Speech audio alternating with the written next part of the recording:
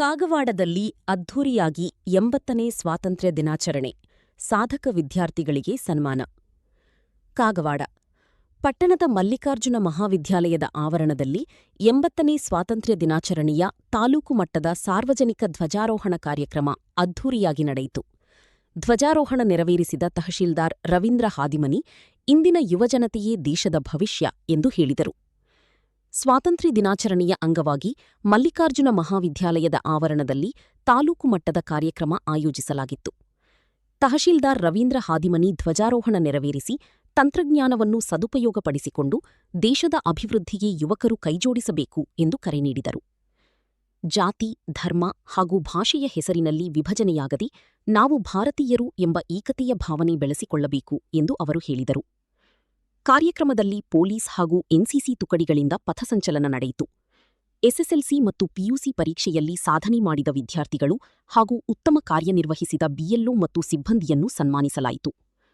ನಂತರ ಶಾಲಾ ವಿದ್ಯಾರ್ಥಿಗಳಿಂದ ವಿವಿಧ ಸಾಂಸ್ಕೃತಿಕ ಕಾರ್ಯಕ್ರಮಗಳು ನಡೆದವು. B one news, Chikkodi.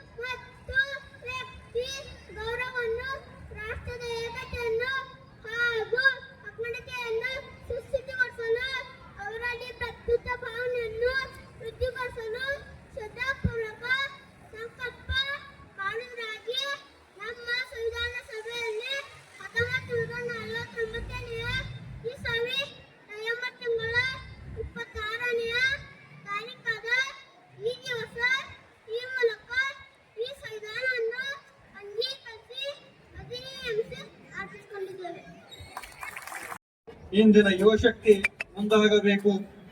ನಿಮ್ಮ ಸಾಮರ್ಥ್ಯವನ್ನು ನೀವು ನಂಬಿ, ನಿಮ್ಮ ಮೇಲೆ ನಂಬಿಕೆ ಇಡಿ, ನಿಮ್ಮ ದೇಶದ ಮೇಲೆ ನಂಬಿಕೆ ಇಡಿ. ಕನಸು ಕಾಣಿರಿ, ಆ ಕನಸಿಗಾಗಿ ಪ್ರತಿದಿನ ಪರಿಶ್ರಮಿಸಿ. ಯಾಕೆಂದರೆ ಕನಸು ಕಾಣುವವನು ಒಬ್ಬ ವ್ಯಕ್ತಿಯನ್ನು ಬದಲಾಯಿಸಬಹುದು. ಕನಸನ್ನು ಕಾರ್ಯರೂಪಕ್ಕೆ ತರುವವನು ಒಂದು ಸಮಾಜವನ್ನು ಬದಲಾಯಿಸಬಹುದು.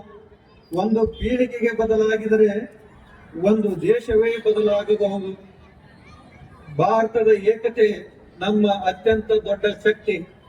ಸ್ನೇಹಿತರೆ, ಭಾರತ ಒಂದು ದೇಶವಲ್ಲ.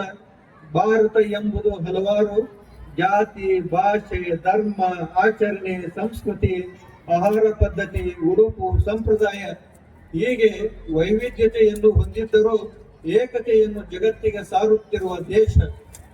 ಇತ್ತೀಚಿನ ಕೆಲ ಘಟನೆಗಳು ಹಾಗೂ ವಿದ್ಯಮಾನಗಳನ್ನು ಗಮನಿಸಿದಾಗ ನಮ್ಮ ದೇಶದ ಏಕತೆ, ಸಮಗ್ರತೆ ಹಾಗೂ ಭದ್ರತೆಗೆ ಭಂಗವನ್ನುಂಟು ಮಾಡಲು ಹಲವಾರು ಶಕ್ತಿಗಳು ಪ್ರಯತ್ನ ನಡೆಸುತ್ತಿರುವುದು ನಮಗೆ ಕಂಡು ಬರುತ್ತಿದೆ. ಆದ್ದರಿಂದ ಇಂದಿನ ಯುವ ಪೀಳಿಗೆಯ ಧರ್ಮ, ಜಾತಿ, ಪ್ರಾಂತ್ಯಗಳ ಹೆಸರಿನಲ್ಲಿ ವಿಭಜನೆಯಾಗದೆ ನಾವು ಭಾರತೀಯರು ಎಂಬ ಭಾವನೆಯನ್ನು ತಳೆಯಬೇಕು. ಏಕೆಂದರೆ ನಾವು ಮೊದಲು ಭಾರತೀಯರು, ನಂತರ ನಮ್ಮ ಎಲ್ಲಾ ಗುರುತುಗಳು.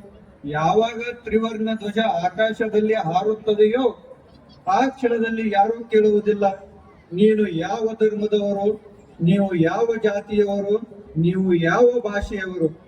ಆ ಕ್ಷಣದಲ್ಲಿ ಒಂದೇ ಮಾತು, ಇದು ನನ್ನ ಭಾರತ, ನಾವು ನಿರ್ಮಿಸಬೇಕಾದ ಭಾರತ. ನಾವು ಯಾವ ಭಾರತವನ್ನು ನಿರ್ಮಿಸಬೇಕು? ಒಬ್ಬ ಬಡ ತಂದೆ ತನ್ನ ಮಗುವಿಗೆ ಉತ್ತಮ ಶಿಕ್ಷಣ ಕೊಡಲು ಸಾಧ್ಯವಾಗುವ ಭಾರತ. ಒಬ್ಬ ರೈತ ತನ್ನ ಬೆಳೆ ಬೆಳೆಸಿ ಗೌರವದಿಂದ ಬದುಕುವ ಭಾರತ. ಒಬ್ಬ ಯುವಕ ತನ್ನ ಪ್ರತಿಭೆಗೆ ತಕ್ಕ ಉದ್ಯೋಗ ಪಡೆಯುವ ಭಾರತ. ಒಬ್ಬ हमारी ये कोई नई बात नहीं।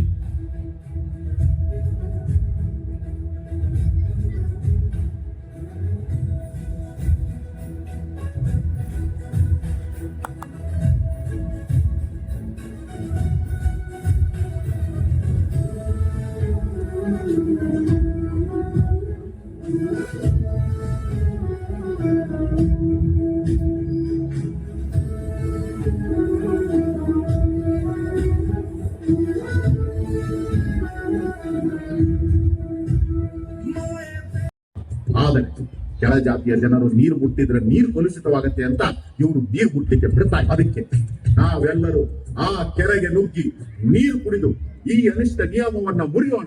ಬನ್ನಿ. ಸ್ವಾತಂತ್ರ್ಯ ಅನ್ನೋದು ಸಮಾನತೆಯ ಮೇಲೆ ನಿಂತಿದೆ. ಎಲ್ಲಿ ತನಕ ನಾವು ಸಮಾನತೆ ಸಾಧಿಸಲ್ವೋ ಅಲ್ಲಿ ತನಕ ನಾವು ಯಾರೂ ಸ್ವತಂತ್ರರಲ್ಲ. ಅದಕ್ಕಾಗಿ ನಾವು ಪ್ರಥಮ ರೌಂಡ್ ಟೇಬಲ್ ಕಾನ್ಫರೆನ್ಸ್ ನಲ್ಲಿ ಕೆಲವು ಬೇಡಿಕೆಗಳನ್ನು ಇಟ್ಟಿದ್ದೇವೆ. ಪ್ರತಿ ಭಾರತೀಯ ಹೆಣ್ಣಾಗಲಿ ಗಂಡಾಗಲಿ ಯಾವುದೇ ಜಾತಿ ಧರ್ಮ ಭಾಷೆಯವನಾಗಲಿ 18ರ ವಯಸ್ಸು ದಾಟಿದರೆ ಅವರಿಗೆ ಮತ ಚಲಾಯಿಸುವ ಹಕ್ಕಿರಬೇಕು. ಹೌದು, ಇದು 100% ಸತ್ಯ. ನಾನು ಕಾಗವಾಡ ಮತಕ್ಷೇತ್ರದ ತಹಶೀಲ್ದಾರ್ ಶ್ರೀ ರವೀಂದ್ರ ಹಾದಿಮನಿ ತಮ್ಮನ್ನು ವಿನಂತಿಸಿಕೊಳ್ಳುವುದೇನೆಂದರೆ, ನಿಮ್ಮ ಮತದಾನದ ಹಕ್ಕನ್ನು ಕಾಯ್ದುಕೊಳ್ಳಲು ಈಗ ದೇಶಾದ್ಯಂತ ನಡೆಯುತ್ತಿರುವ ಸರ್ಕಾರದ SR ಪ್ರಕ್ರಿಯೆಯಲ್ಲಿ ನಿಮ್ಮ ಫಾರ್ಮ್ಗಳನ್ನು ತುಂಬುವುದು ಕಡ್ಡಾಯವಾಗಿದೆ. ಕಾಗವಾಡ ಮತಕ್ಷೇತ್ರದ ಮತ ಬಾಂಧವರೇ, ನಮ್ಮ ಎಲ್ಲಾ BLOಗಳು ನಿಮ್ಮ ಮನೆಗೆ ಭೇಟಿ ನೀಡಿ ಮಾಹಿತಿ ಸಂಗ್ರಹಿಸುತ್ತಾರೆ. ಇನ್ನು ಯಾರು SI ಫಾರ್ಮ್ ತುಂಬಿಲ್ಲ ಅವರು ಕೂಡಲೇ ನಮ್ಮ BLOಗಳನ್ನ ಭೇಟಿಯಾಗಿ ಫಾರ್ಮ್ಗಳನ್ನ ಭರ್ತಿ ಮಾಡಿಸಿ. ಇಲ್ಲದಿದ್ದಲ್ಲಿ ನಿಮ್ಮ ಮತದಾನದ ಹಕ್ಕನ್ನು ಕಳೆದುಕೊಳ್ಳುವಿರಿ. ಕಾಗವಾಡದ ಎಲ್ಲ BLOಗಳು ಹಾಗೂ ಸೂಪರ್ವೈಸರ್ಗಳು 24/7 ಆನ್ ಡ್ಯೂಟಿಯಲ್ಲಿ ಇರಬೇಕು. ಇಲ್ಲದಿದ್ದಲ್ಲಿ DC ಆಫೀಸಿಂದ ನೋಟಿಸ್ ಇಶ್ಯೂ ಜಾರಿಯಾಗುತ್ತೆ. ಸೂಪರ್ವೈಸರ್ ಆಗುನ್ ಸರ್, ನಿಮ್ಮ ಟೀಮ್ ನಲ್ಲಿ ಪಾರ್ಟ್ ನಂಬರ್ 112 208 ಜೋನ್ ನಲ್ಲಿ ಇದ್ದಾರೆ. ತಕ್ಷಣ ಅವರಿಗೆ ಕಾರ್ಯ ಪೂರ್ಣಗೊಳಿಸಲು ತಿಳಿಸಿ. ಪ್ರತಿ ಶೋಷಿತ ವರ್ಗದವರಿಗೂ 2 ಮತದ ಹಕ್ಕು ನೀಡಬೇಕು. ಒಡನಾಡಿಗಳೇ, ಇದು ನಮ್ಮ ಸಂವಿಧಾನ. ಇನ್ನು ಮುಂದೆ ಇದೇ ನಮ್ಮ ಬೆಳಕು.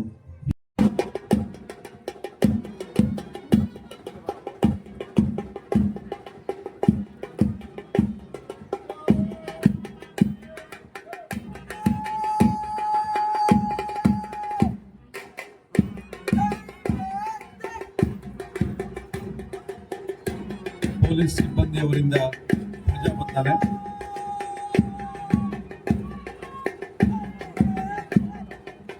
ಶಿವಾನಂದ ಮಹಾವಿದ್ಯಾಲಯ ಕಾಗವಾಡದ ಕ್ಯಾಡೆಟ್ಸ್ ಗಳಿಂದ ಪೂಜಾ ಬಂದಾನೆ.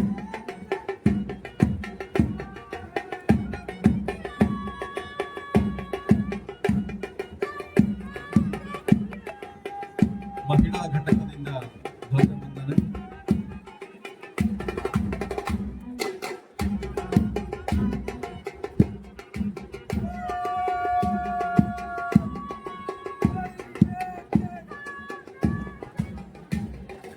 ಮಲ್ಲಿಕಾರ್ಜುನ ವಿದ್ಯಾಲಯದ ಸ್ಕೌಟ್ಸ್ ಗೈಡ್ಸ್ ವಿದ್ಯಾರ್ಥಿಗಳು, ಬಾಲಕರ ತುಕಡಿ, ಬಾಲಕಿಯರ ತುಕಡಿ, ಮಲ್ಲಿಕಾರ್ಜುನ